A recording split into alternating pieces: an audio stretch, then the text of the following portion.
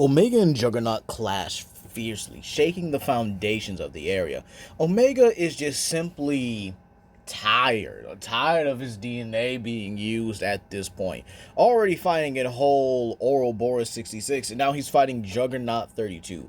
And this actually gets into a classic T-Rex versus Triceratops type duel, with them biting each other, trying to grab the horns and break them. Then you have the whole stabbing thing, but they tear into each other, healing at the same time simultaneously, both trying to make sure they can get a permanent or at least a temporary killing blow to where they can ultimately absorb the other's immortal gene. However, one thing is very different. Omega's more durable. Because remember, like I keep saying, he took an island exploding on him and still regenerated. The best you have for Juggernaut is him getting hit with nuclear energy and him being able to regenerate from that. Yeah, so they're very, very different from each other. And now there's something else happening. A black vortex begins to kind of spew around them. And this is where Omega kind of picks up on it, but he doesn't know what it is. But it's antimatter. It keeps tearing around the area around them. Every time they clash and bite each other, this field seems to, I guess you could say, generate from it. And it keeps just wiping out everything around them. So this is where Omega notices something. Every time this happens, this is where Juggernaut begins to lose footing. And he thinks he's got it. He's just got to clash with him a bit longer and then bait him. And so he does it. He clashes him again and again and again. And this is where the floor around them begins to, I guess you could say, kind of give way. Not only give way, but it keeps getting deeper where the crater is. And so it just begins to form. And this is where when they clash one more time, Omega jukes around Juggernaut, bites him on the frill, and pulls this. Yeah, you know how Terry did that Torosaurus? Good lord, he sent this boy flying.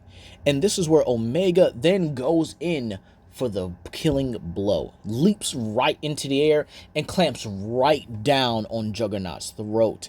And this time, all you can hear is a scrunch. And Juggernaut's body goes lifeless. Omega wins yet again. And eats Juggernaut completely, making sure that he's able to absorb every bit and every part of him. However, this time, when Omega gets out the facility and goes to a decent point, he passes out. Yeah, he's not dead. He's just tired, sleeping.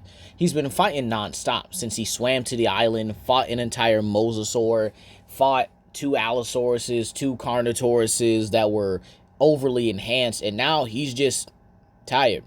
Dude fought an entire Triceratops with his genetics and was spewing out antimatter. And so now that he knows that, he does rest up for a while. However, when he does wake up, and I'll probably say he wakes up a day later. Yeah, I'm having him sleep for an entire full day. Dude's just in his dream thinking about his family. And he does think about it as well. He does know that he has to go to Biosyn Valley. But again, there's one more island. And he might as well take it as it'll get him to where. So this is where he walks into the sea, takes a look one more time after realizing that he did release all those aquatic creatures, but they're not around. They might be miles away at this point. But so he decides to go ahead and start swimming. However, with him being a lot stronger now, this actually becomes a lot easier. And he's actually able to gain some, I guess you say, some pretty good distance. And this is where we do see a lot of people in like boats and maybe even fishing ships and stuff like that do take notice of him. And this is where we actually get to see something. Omega is actually allowing himself to be carried by the waves. Yeah, he's making sure he gets to his destination with probably a little bit of a turn, a paddle or two.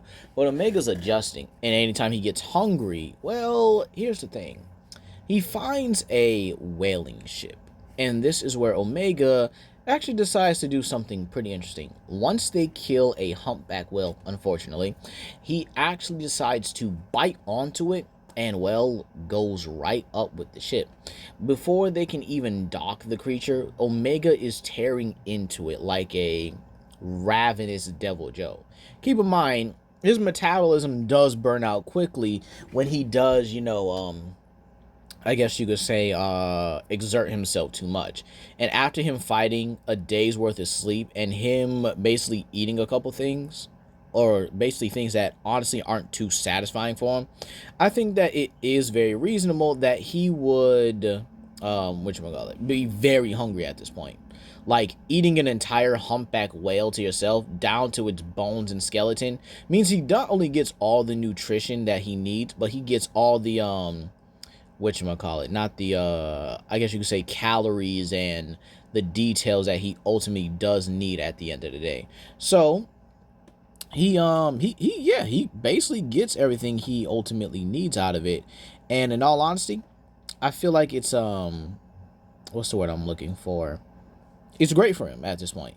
I mean, this dude basically fought an entire island full of super enhanced dinosaurs, Dino Crisis style, able to tank guns and space lasers coming down, right? So he eats them happily. He eats the whale happily. However, when the whaling ship crew or the whaling crew actually finds him just eating their whale, they try to open fire on him. Keyword is try, because the bullets actually just bounce off him like it's nothing.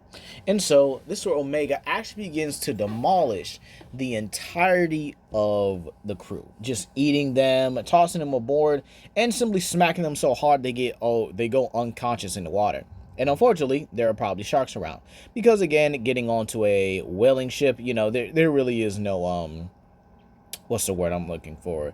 There is no positive light around that. I mean, you have blood in the water. Lots of creatures can pick up blood from miles away and stuff like that. So yeah, you have a bit of a I guess you could say a bit of a what's the word I'm looking for? You could say a bit of a conundrum on your hands, right? So yeah, you have that and everything. Then you also have the fact that Omega is also just kind of using the ship to rest. However, this is where he thinks of something. Wait a minute. I can use this, can't we? So this is where he corners someone in the cockpit and simply looks at them. Then looks to the controls. And this is where the person's like, you want me to go somewhere? And Omega simply nods. And this is where he's like, oh, okay, where? We're miles away from anything. And this is where Omega simply just uses his head to point in that direction. And so the person, not really wanting to die, just takes Omega in that direction.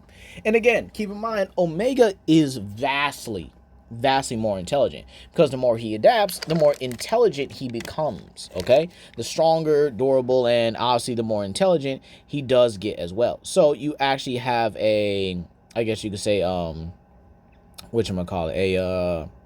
creature that just simply adapts to everything in its entirety. So it's actually kind of funny that, this stuff kind of happens, or at least that Omega just simply benefits from being this intelligent. However, the crew member does not last long.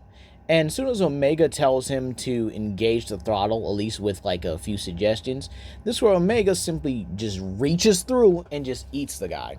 Guy's still a whaler at the end of the day, one of the most detestable people of all time. I mean, dear God, it's not even humane in all honesty. But again, I guess, people have a demand for whale meat and whale blubber, which is supposedly delicious. I never had it myself, but if anyone who has ever eaten whale that knows it's delicious, let me know in the comment section down below, even though I can't really support whaling at all. It's just horrible.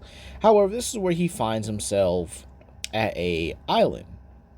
Interesting.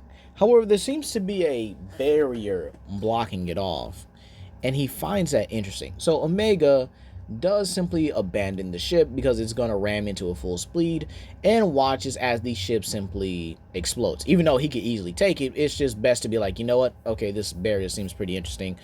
Yeah, let's see how this goes. And so this is where we actually get into the laboratory, where we see a bunch of scientists and Mr. Gold. Mr. Gold is talking to one of his best, if not the best scientist on the planet. And he says, so, what do you think of the Omega gene? Or the Immortal gene, I should say, excuse me.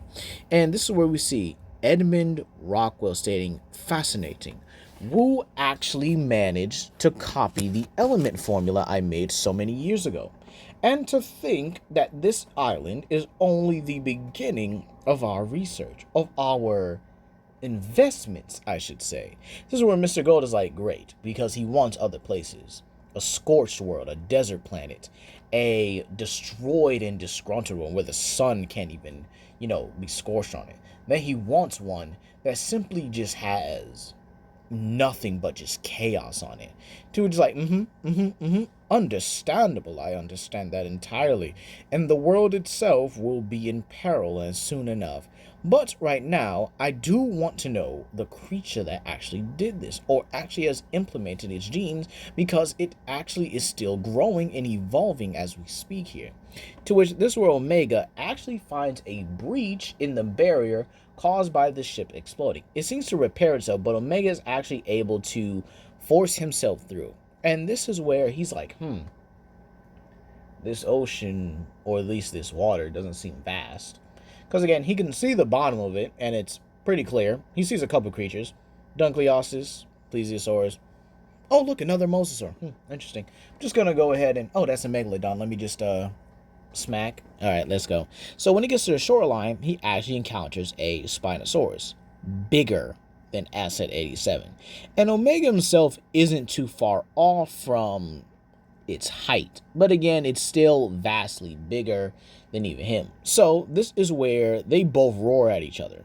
However, the Spino doesn't attack. It simply just looks at him, kind of acknowledges that he's there, and then just kind of keeps going about its day. Interesting. Normally, carnivores would attack each other. And so Omega, seeing this, just kind of gets near it and even like gets in his personal space, but doesn't touch it. But he's just kind of seeing and like testing the waters. So the Spino looks at him and then just goes about its day eating fish in the water. To which he's like, okay, I guess it's not like Asset 87. So he goes about his day as well, looking over, and if you're wondering where he is, he's kind of like at the beginning area of the like redwoods, if you will. And this is where Mr. Gold says, seems like you'll get your subject soon enough. To which Rockwell says, perfect. I can't wait to see what I can do to him. And that's where we're going to leave it off here, you guys. And I hope you guys are going to get ready for the next few parts. Peace.